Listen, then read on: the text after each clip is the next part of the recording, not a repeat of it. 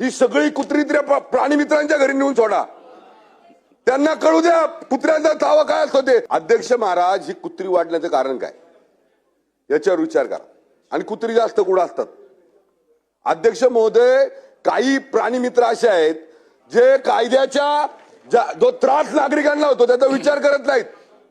हे प्राणी मित्रांना कुत्र्यांवर जास्त प्रेम आहे, पण ती कुत्री ज्या माणसाला जातं त्यांच्यावर प्रेम नाही. आणि जे प्राणी मित्र आहेत त्यांच्या घरी एक पण कुत्रा नाही. अध्यक्ष महोदय, मी आज सभागृहाच्या माध्यमातून मंत्र्यांना सांगतो, ही सगळी कुत्री प्राणी मित्रांच्या घरी नेऊन सोडा.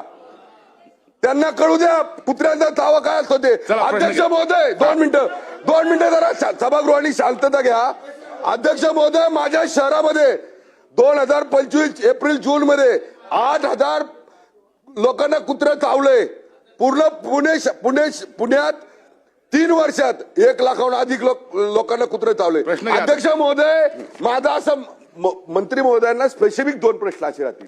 अध्यक्ष महोदय, मंत्री महोदय, ज्या ठिकाणी जास्त विद्यार्थ्यांचा वावर आहे, ज्या ठिकाणी महिलांचा, ज्या ठिकाणी गार्डन्स आहेत, ज्या ठिकाणी महिला खरेदी करायला जातात, भाजीपाला खरेदी करायला जातात, त्या ठिकाणी अध्यक्ष महोदय स्थानिक स्वराज्य संस्थेमध्ये एक टीम अशी ठेवली पाहिजे की ज्या ठिकाणी हे कुत्रे हल्ला करतात.